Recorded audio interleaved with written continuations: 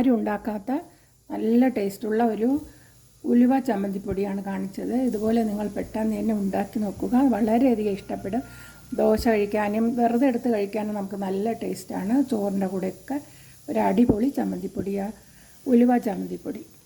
Friends, ഇന്ന് ഞാൻ കാണിക്കാൻ പോകുന്നത് ഉലുവ കൊണ്ടുള്ള ഒരു ചമ്മന്തിപ്പൊടിയാണ്. ഇത് വളരെ രുചികരവും ദോശയുടെ കൂടെയും പലഹാരങ്ങളുടെ കൂടെയും ചോറിനോടൊപ്പം കഴിക്കാവുന്നതാണ്. 1 ടീസ്പൂൺ ഉലുവ എടുത്തിട്ടുണ്ട്.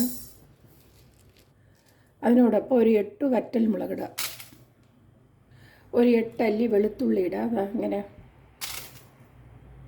ഒരു 1/2 കപ്പ് കപ്പലണ്ടി ഇടുക, ഒരു 1/4 കപ്പ് തേങ്ങ ഇടാൻ തിരുമ്മിയത്. ഇപ്പോൾ ലോ ഫ്ലെയിമിലാണ് വെച്ചിരിക്കുന്നത്. ഇനി മീഡിയം ഫ്ലെയിമിൽ വെച്ചതൊന്ന് നമുക്ക് വറുത്തെടുക്കാം. ഇതൊക്കെ ഇട്ടപ്പോൾ ലോ ഫ്ലെയിമിലാണ് വെച്ചത്. ഇപ്പോൾ ഈ തണുപ്പ് കാലത്തും മഴക്കാലത്തൊക്കെ ഇത് കഴിക്കുന്നത് ആരോഗ്യത്തിന് വളരെ ഉപകാരപ്രദമാണ് നമുക്ക്.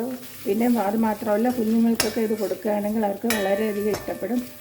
നമുക്ക് വാരി കഴിക്കുക, അത്രയ്ക്ക് നല്ല രുചികരമാണിത്. അപ്പം മീഡിയം ഫ്ലെയിമിലാണ് വെച്ചിരിക്കുന്നത്. മീഡിയം ഫ്ലെയിമിൽ വെച്ച് നമുക്ക് വറുത്തെടുക്കാം. വറുത്ത് വന്നിട്ടുണ്ട്. അപ്പം നമുക്ക് ഫ്ലെയിം ഓഫ് ചെയ്യാം. എന്നിട്ട് ഒരു പരന്ന പാത്രത്തിൽ തട്ടി വയ്ക്കാം, തണുക്കാൻ വേണ്ടി. ഒരു പാത്രത്തിലോട്ട് തട്ടി വയ്ക്കാം. ഈ പാത്രത്തിൽ തന്നെ നമുക്ക് 1/2 ടീസ്പൂൺ കായപ്പൊടി ഇട്ട് കൊടുക്കാം. ചൂടാക്കുകയൊന്നും വേണ്ട, പാത്രത്തിൻ്റെ ചൂടുകൊണ്ട് തന്നെ അത് ചൂടായിക്കോളും. നേരത്തെ ഇട്ടായിരുന്നത് കരിഞ്ഞു പോകുന്നതാണ്. അതുകൊണ്ടാണ് ഇതിൻ്റെ ഇളം ചൂടിൽ കൊണ്ട് അതിനൊന്ന് ചൂടാവുന്നതാണ്. ഇനി ഏകദേശം ഒരു വലിയ നെല്ലിക്ക വലിപ്പത്തിലുള്ള ഒരു പുളി നമുക്കിങ്ങനെ പിച്ചിട്ട് കൊടുക്കാം. അതിൽ ചൂടായിട്ടുണ്ട് നമ്മുടെ ഈ കായം, അപ്പോൾ അതിങ്ങനെ ഇട്ട് കൊടുക്കുക. ഇതിനോടൊപ്പം 1/4 ടീസ്പൂൺ ഉപ്പും കൂടി ഇട്ട് കൊടുക്കുക. കറിവേപ്പില ഉണ്ടെങ്കിൽ ആദ്യമേ ഇട്ട് കൊള്ളണം. ഇവിടെ കറിവേപ്പില ഇല്ലാത്ത കാരണം ഇടുന്നില്ല. കറിവേപ്പിലയും കൂടി ഇടുകയാണെങ്കിൽ നല്ല ടേസ്റ്റാണ്. മിക്സിയുടെ ജാറെടുത്തിട്ട് ആദ്യം പുളിയും കായവും ഉപ്പും ഇട്ട് കൊടുക്കാം. ഇനി ഇത് എല്ലാം വറുത്ത് വെച്ചിരിക്കുന്നത് ഇട്ടു എല്ലാം ഇട്ട് കൊടുക്കുക. അതിന് പച്ച കപ്പലണ്ടി ആണെന്നുണ്ടെങ്കിൽ അത് പ്രത്യേകം വറുക്കുക. ഇതുപോലെ ഇട്ട് വറുക്കണ്ട. നമ്മൾ പച്ച വാങ്ങിക്കുകയാണെങ്കിൽ, വറുത്തതാണെങ്കിൽ ഇത് നമ്മൾ വറുത്തത് ഇതിൻ്റെ കൂടെ ഇടാവുന്നതാണ്. ഇത് ഞാൻ എല്ലാം കൂടി ഇട്ടെന്ന് കാണിച്ചെന്നേ ഉള്ളൂ. പച്ച കപ്പലണ്ടി ഒന്ന് മൂക്കേണ്ടതായിട്ടുണ്ട്. അപ്പോൾ അത് പ്രത്യേകം വറുത്ത് മാറ്റുക.